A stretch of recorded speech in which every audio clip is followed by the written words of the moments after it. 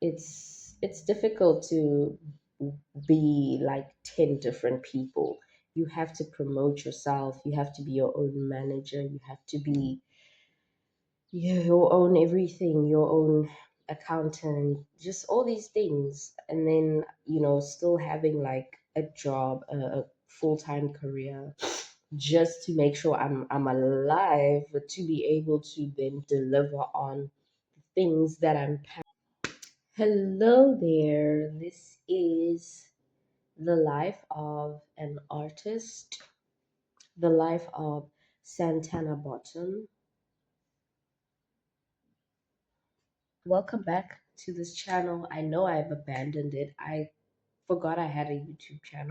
Well, no, I haven't abandoned it. I'm here right now. So, yeah, but like previously, it was abandoned for a little bit, a few months. So, welcome back to my channel. Um, to be honest, I don't know what I want to talk about, but I'm going to practice this thing of speaking on camera, and I'm going to practice how to articulate myself without a script, and I'm practicing how to use my body language, vocabulary together to make sense. Because I have realized that I, I may not be making sense in real life when I speak to people.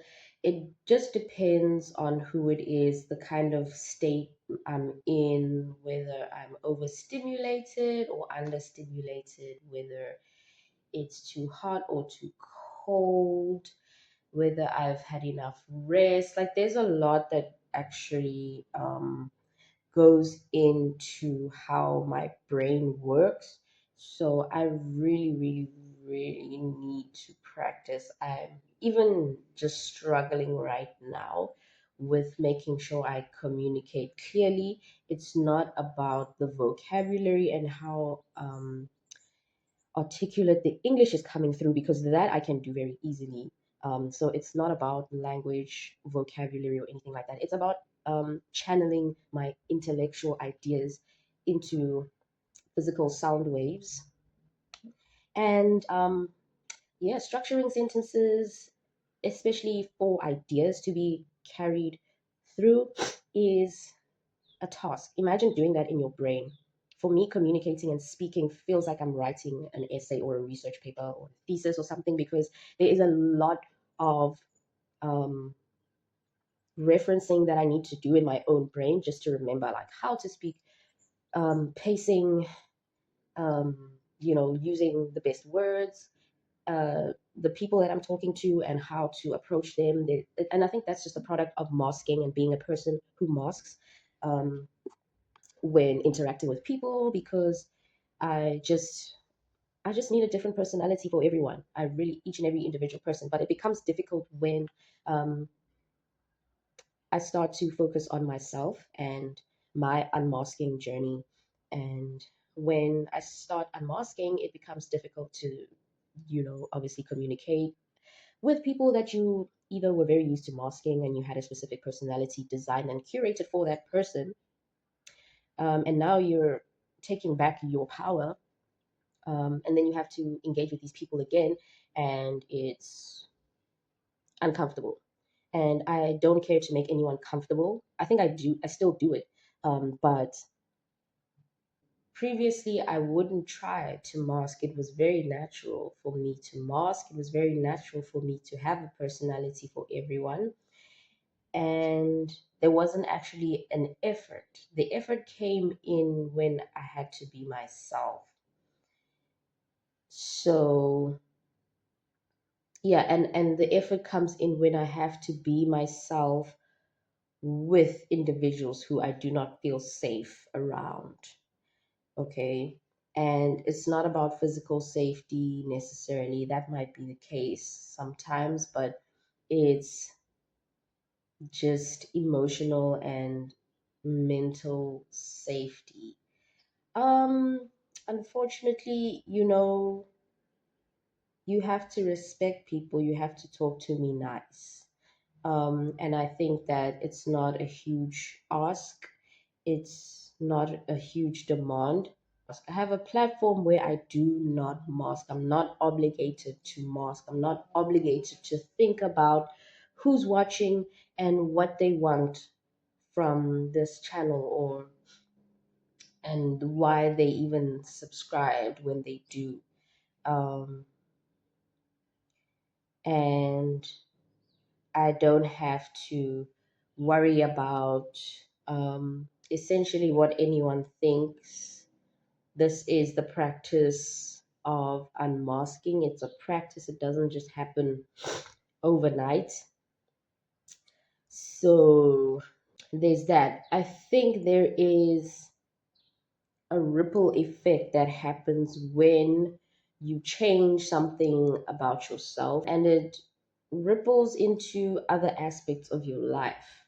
The other aspects of my life specifically that need to change and need to be affected are my creative endeavors and my um, artistic disciplines. These don't exist without me, without my well being, without me being accommodated. And I have to accommodate myself as a special person that needs accommodations. Like, it's very real that I need accommodations, I need assistance in a similar way that a disabled person would need assistance. But this is, anyways, and all I have is my creative expression, my art, my music, and my art and music has me. So I have to make sure that I am 100% before I even think about putting 100% into my work. Granted, I have a full time, 5 times a week job or career. It's not a job because I'm not technically employed, I'm not an employee, I'm an independent contractor. So that means I'm still self employed. So, yeah, I have a practically a full time career, and I have done everything that I can, given the brain that I have, to to continue to maintain and to be consistent with the work and with um, delivering any um, deadlines set by myself. Um, with the time that I have, with the limited time that I have, I do make an effort based on how well I can function, and that is an obstacle. Just executive functioning is an obstacle, and that's a brain and a neurological issue. um, so the epiphany is that, a bitch just got to work on her brain, a bitch just got to work on their physical, because the brain is the body. Literally, that, yeah, that's it. I have to be working on me physically, emotionally, and spiritually, and mentally, before I can deliver on the demands of my muse being the art that I do and the music that I make. It is a spiritual force that has needs and wants, and um, needs to be attended to, but it needs me at my fullest, which is something that I'm constantly working on every day. It's not like something that happens over some extended time and then I stop and then I become ready after that to continue. I still put in the work. I still, even if all I can do is just one line of animation, or all I can just make is one frame.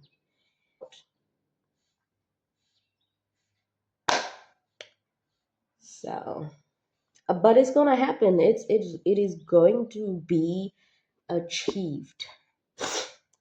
Because it really just has to. Like, I didn't come all this way not to achieve the things that I set out to achieve, that I've literally written down in permanent ink, and things that I was born to do. So it's just gonna have to happen, and this channel is just going to have to be a diary to document.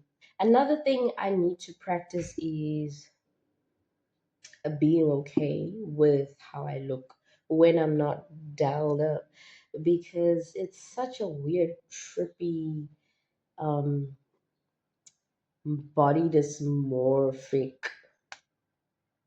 Um, okay, never mind. Scratch that thought.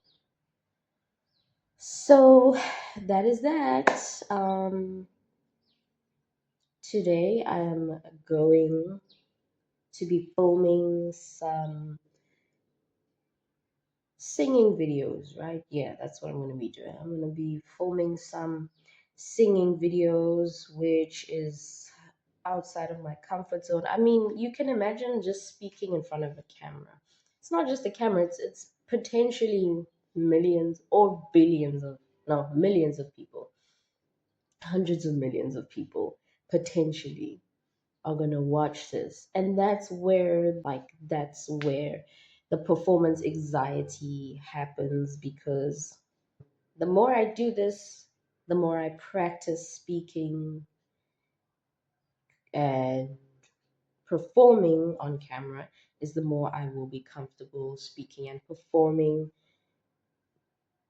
in real life, on stages, in stadiums. What am I saying?